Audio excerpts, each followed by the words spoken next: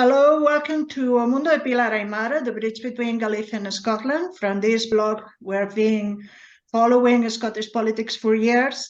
And obviously now is a very important moment, and I'm interviewing members of different blogs and organizations to see what is happening right now. So today I'm speaking, and thank you for that, to Iain Lawson, who runs the blog George for Scotland. Hello, Iain.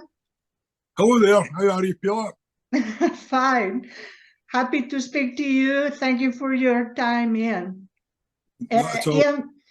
Iain, you have a lot of experience, and you've been a long term in the supporter, and for many years you were a member of the SNP. So my first question is, what do you think about the strategy from the SNP and the Scottish government of going to the UK Supreme Court? Crazy, absolutely crazy.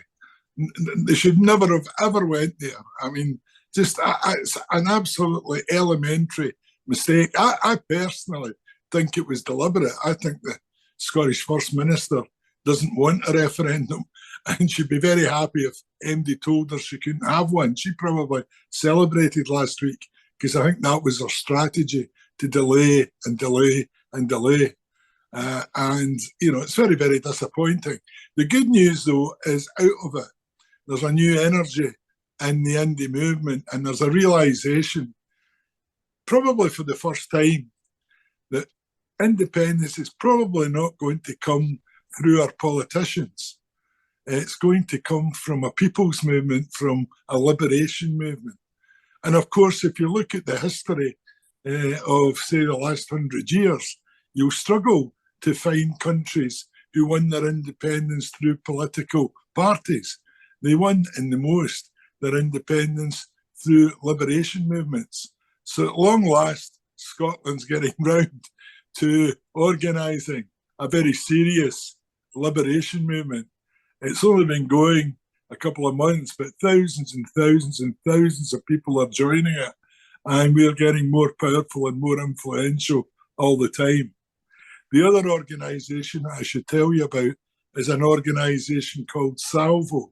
Okay, I'm going to let me ask about first, because I'm very interested in SALVO, and that's the way, that's the reason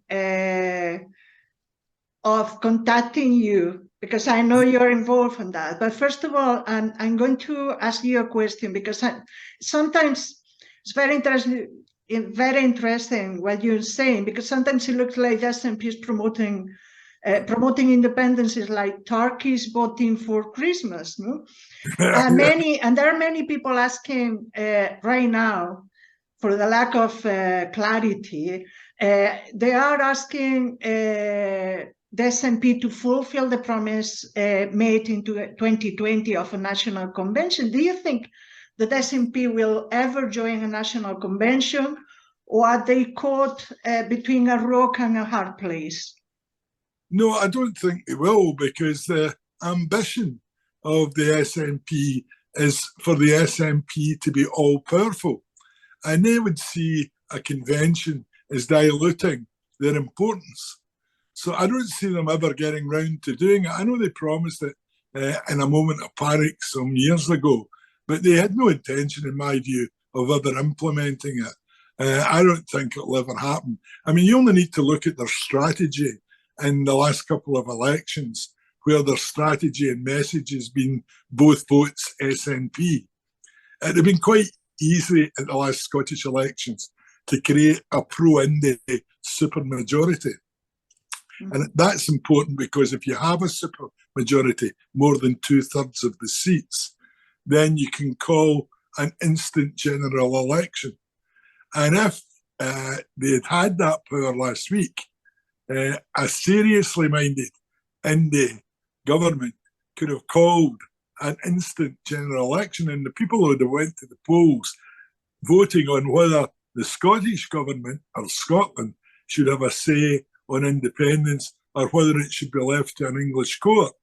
I don't think there's any doubt what the outcome of that would have been, but that was spoiled by the SNP tactics previously, by trying to ensure in this PR system. They knew that they would get no extra seats through the list system. It was always going to go to unionist parties if that was their strategy. And of course, that's what happened. Dozens and dozens of unionist MPs were elected unnecessarily because they didn't want MD voting for any pro-independence party other than the SNP. These last years, many new Scots organizations have appeared, for example, ISP or ALAPA, and now SALVO. And I saw that today there is a new campaign which people can see on liberation.scot, and I know you're involved on all these things. So tell me, please, all about it. Well, what the purpose of it is, you know, at the moment they are two separate organisations, SALVO and Liberation. I hope I'm not giving away any secrets here because I don't think it's been announced in Scotland yet.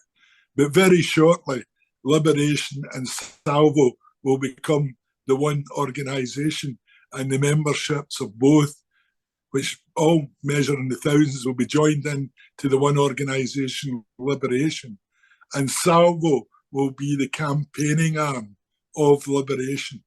So there's going to be a move very shortly to bring these two key organisations together into the one body and bring about the unity that's required to march forward.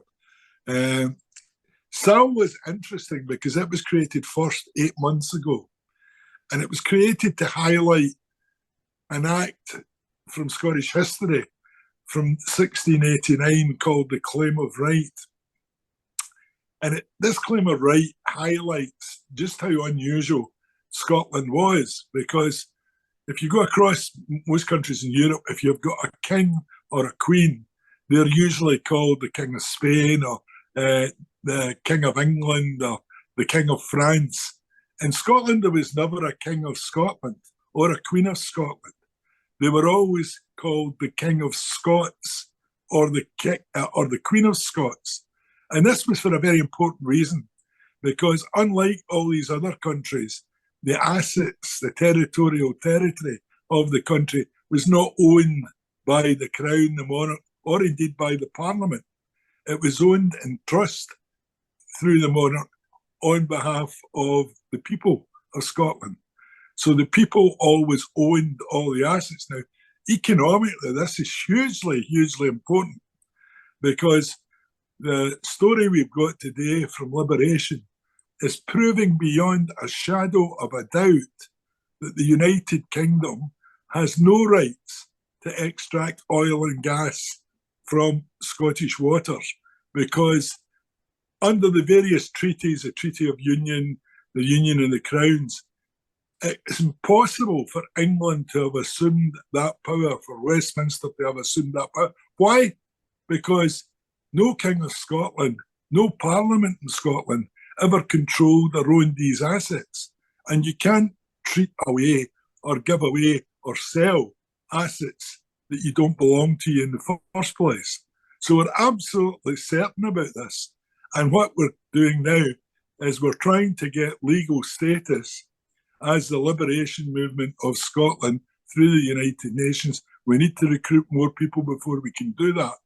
But once we've achieved that, we will then take this matter to the international courts, seeking to end this robbery of Scottish assets and also seek compensation from Westminster for the hundreds of billions of pounds which they've extracted illegally from our seas. But let me see if I understood well. You're proposing a grassroots campaign and an international with the looking at the international courts, or? Yes, international courts. To explain, to get to the international court, cases can only be raised by states or by recognised liberation movements. All right. Now, Scotland cannot raise a case, even if the Scottish government wanted to go to the international court. Scotland is not a state. It's London, Westminster that is the state. Therefore, the only opportunity for Scotland to right this wrong is if a recognised liberation movement can be grown in Scotland to a size that would allow it to be recognised by the United Nations as a representative liberation movement of our country. And once that was done, we could then raise this case in the international courts and seek proper settlement. And one last question, Iain, because the Unionists have no strategy, but they are all united fighting for the status quo.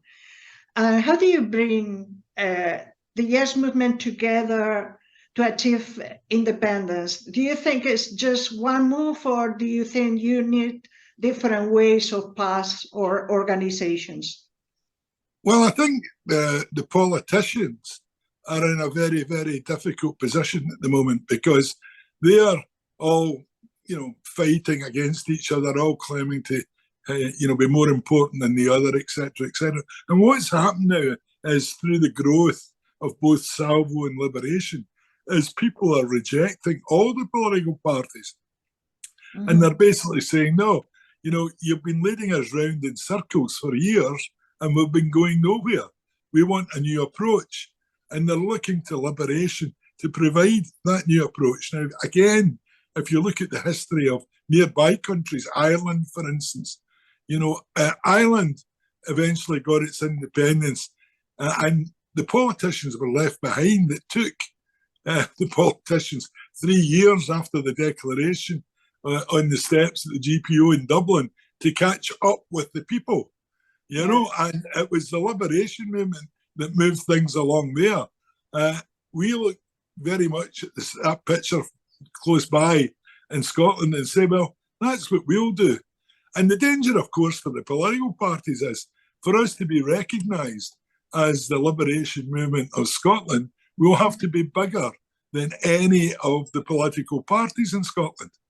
And if you again look at liberation movements around the world, quite often those liberation movements that start off as non-party, which is very much what liberation is, ends up becoming the dominant political party because the political parties failed to keep up with the liberation movement and the people.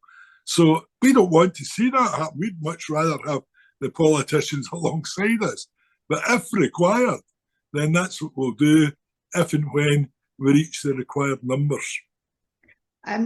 You're speaking, and I'm reminding the Catalan case where people were the force one in the movement when the referendum, and the politicians had to join the movement, and in some way they had to join the movement. They have to represent the people.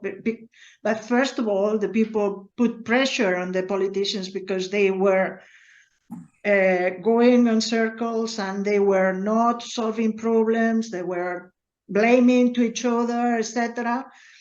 And but the problem with that, from my point of view, from the experience in Catalonia, is once the situation was in the hands of the politicians again, they couldn't find the way to finish what the people organized. So it's a problem. I can give you, Pilar, another example of where it was in use. I mean, if you look to Estonia, a country that I actually represented for 15 years as an honorary consul in Scotland, they had what's called the singing revolution. And that came about when the people get fed up with the politicians bickering between themselves about how to achieve independence, and they took it into their own hands. And they eventually dragged the politicians and eventually forced them to unite and declare independence. Now, it has happened in other countries, and liberation movements have been very successful in other countries. Of course, it may be argued that Scotland doesn't need to have a liberation movement because at the end of the day, the union between Scotland and England is a registered international treaty between two previously sovereign states. Now, you would think that in that situation, to end that agreement, one of these sovereign states just requires to say, we've had enough, goodbye. And in legal terms, that's probably true. Unfortunately, we've not had Scottish politicians willing to do that thus far. I think we obviously pay our politicians too much money. Yes, it's true. I think if we divided their salary before, we'd be independent within a few months, But there we go. So it's lovely talking to you. My best wishes to everyone in Catalonia. We in Scotland are 100% behind you. And we hope remember, I'm from Galicia. First of all, I was speaking about the Catalan case because it's the closest one to me. And I always think about the Catalan colleagues, brothers and sisters. But we wish all the peoples of Europe well. We despair at our inability to take part and cooperate with all our European partners, wherever they are. And we hope to rectify that as soon as possible. Listen, Iain, where people can join SALVO? You can join either at salvo.scot, that's SALVO.scot, or alternatively, you can join liberation.scot. Both memberships are completely free, and we welcome supporters from wherever they live, whatever country. We need you all on board. Iain Lawson, thank you very, very much for your time. It's been a pleasure speaking to you. Thank you very much for the information, because I was very curious of knowing about SALVO. I think it's a key moment for Scotland right now. We'll be in touch. And thank you very much, and I wish you all the best. The same to yourself, Pilar. Thank you.